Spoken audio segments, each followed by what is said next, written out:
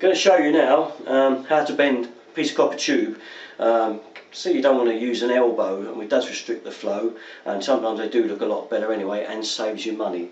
How to do it cheaply: one of these, a bendy cheapy old spring, costs you about £1 in a DIY shops. It's a cheap way to do it. If you haven't got access to a bending machine, which is the proper way, obviously they're £30–40 a go. If you just want to do a small bit of plumbing, get one of these old bending springs. I mean, it looks rubbish, but it do the job. I'm going to show you the right way and the wrong way to bend on your, on your knee with a bit of copper tube and a spring. So that's what I'm going to show you the wrong way. Okay. When you get your bit of copper tube, if you've got it been cut by a tube cutter, that spring will not fit down there. That's as far as it's going to go. You're going to need to reamer that out. So if you've cut your tube, okay, with a tube cutter, you're going to need to do one or two things: reamer that out, or saw it again like I've done this end with a hacksaw. Once you've done it with a hacksaw, the spring will fit down the tube. Okay, make sure it's down far enough, and a little piece like this, it should just poke out the end down the bottom there. See, it's just poked out the bottom. Pull it back a bit. Now I'm going to show you the wrong way to bend this. First of all, if you do it like this, this is probably going to be an absolute killer of a job.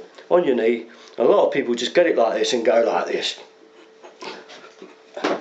Now quite often that ends with ripples right through the bend. Now as it happens, on this occasion it hasn't, but normally that will end up rippled. To do it like that is usually a disaster. But pull it round. Now if you lay it on the floor and just bend it back a little piece like that, just because I've showed you, it's decided to bend it quite properly, and that would be square. You can see that's fairly square there. Now back a bit on it, and then the spring will pop out easily and it will come out. If you have it bend, normally this is an old bit of tube, that's why it's probably a little bit thicker and it hasn't rippled, but normally you get ripples around the edge. I'll bend this one. This is the way I would normally bend a piece of copper tube.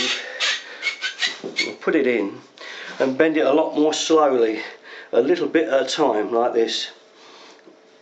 Slowly, and a bit more curve on the bend. Bend it a bit slowly, and you shouldn't end up with many more ripples. And once again, get it square, line it up with something, a set square, or anything. I can line it up with this floor. Now interestingly, that one has got a little ripple on it. You see it there? And that, usually it doesn't if you do it nice and slowly, so you can never tell sometimes. Okay, once it's bent, if you try to pull that spring out, it can be a bit tight because it's grabbing on the bend. So make sure you just go over a little bit and then slacken it off. Once you slacken it back like that, the spring will pop out easily, like that.